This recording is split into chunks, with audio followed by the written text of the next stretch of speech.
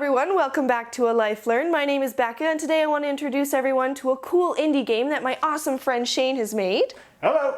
So stick around to learn more. An idea. An escape. Ideas are bulletproof. So as you can probably tell from the background, the name of this game is Chronoclysm, and it's actually been in development since October of 2014. So tell me, when is it expected to be finished and released? It's going to be released November 12th on Steam. Great, so give me a little bit of a summary of what Chronoclysm is about. The not so hard part to understand is it's an action arcade game where you compete against your friends to defeat each other and win. The harder to understand part is it involves time paradoxes and repeated actions compounded on each other and compounded on each other until it's a giant time mess. So essentially you would pick one of three classes who they each have their own special abilities to defeat each other and everything else. Play a round that lasts around 45 seconds, and then once it's done, it repeats. The very first round will play out again, but you pick a new class and play on top of the actions and interact completely with every past version. And then round 3 has rounds 2 and 1, and round 4 has 3, 2, 1, etc., etc. So it becomes a little incoherent at some points, but that's really part of the charm, is everything that's happened is something that you or one of your friends did, and you'll know completely it's going to happen, but you won't. And what originally motivated you to make this game? What feeling were you trying to create with it? Originally, the whole concept actually came out of a conversation with my brother half drunkenly on Christmas Eve. We were talking about the experiences that we had and that were sort of only able to be had when you were sitting beside the person and enjoying the game with them right there. So there was elements to those sorts of games that we sort of missed, and we've been talking about the Ouya originally, just that's what sparked it, and we wanted a game that we could imagine being put on that, or, you know, if we had access to a Super Nintendo, what would we make for it?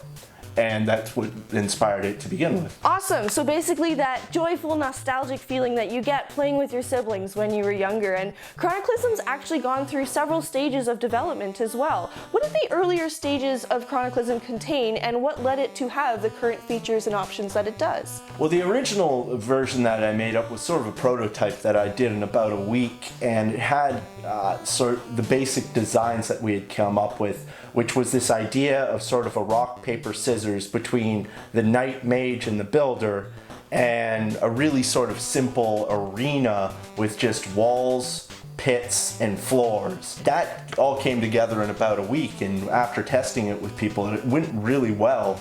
A lot better than a lot of the other stuff I've ever done. So it kind of poured into that, and that went up till about March of 2015, and that's when I first released it on itch, and that was, if it went well, I'd see where it could go from there. Started pushing it, and I put it on Steam Greenlight, and it seemed to pick up. People seemed interested in it. I eventually even got contacted by a producer who wanted to put it onto a console, and so through talking with him, we came up with a few more features, some other things for it that would really sort of help bring the game out to a lot more and explore a lot more of the mechanics that were possible. And, you know, from there, basically, what have I done and what else can I do within a certain realm, and so I expanded on that and created the current version. Awesome, and did you find it difficult to get attention on itch or when you were trying to get greenlit? Well, everyone wants attention is sort of the issue,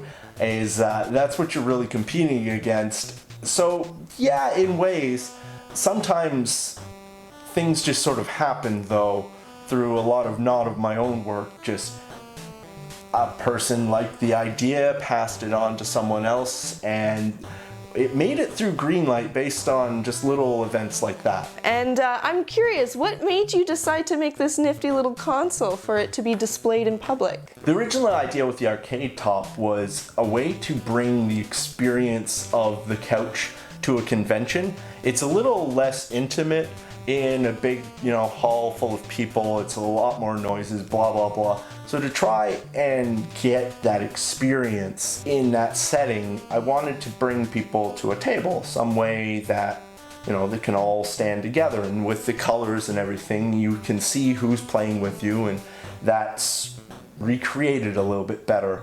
But additionally, it's also a nifty way to show off the game. It has, graphics, and people like to play with it. They want to touch and, play with the buttons and stuff. Maybe in the 80s it wouldn't have been such a novelty thing, but now it just gains interest even by itself.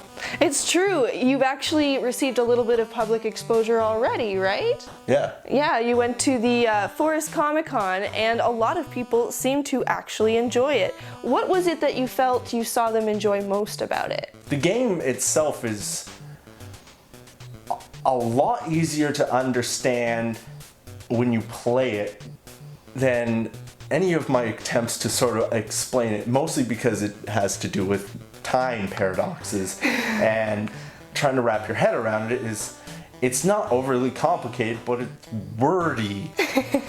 So one of my favorite parts of watching people engage with it is the very first round anybody played, they just, all right, this is what this is. And then the second round, they'd see the phantom images and they'd be, okay, what is that? And then it was the third round where all 3 rounds were playing out at once, where I always saw it click.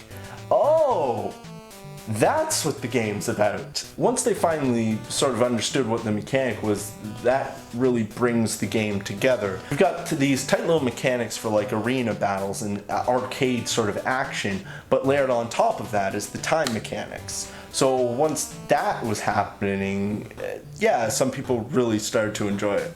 And I feel that that's actually a really unique little piece about Chronoclysm, is the time mechanic. So if you'd like to learn more about the ins and outs of this nifty little indie game and where you can get it on November 12th, I'm going to be linking all of the wiki links and the itch link and the Steam link and everything I possibly can down below, as well as Shane's YouTube channel, and you can follow along with all the previous development that he's gone through with Chronoclysm and some of his other games, and all the future development that he might be going through with it, and anything that's going to be happening with the conventions. So thank you so much for sharing the development of Chronoclysm with me, Shane. It's a pretty nifty game, and I really appreciate you sharing all that. Well, thank you very much. Thank you for having me. You're welcome. And just keep in mind, everyone, that it is a multiplayer, but you can play single player as well. You can find it on Steam November 12th, and it will also be coming out on other consoles in the future. And if you do get it, you're going to be supporting a cool indie developer. So do go check it out. And please, as always, join me again next week, where I try again to share a little something I've learned in life.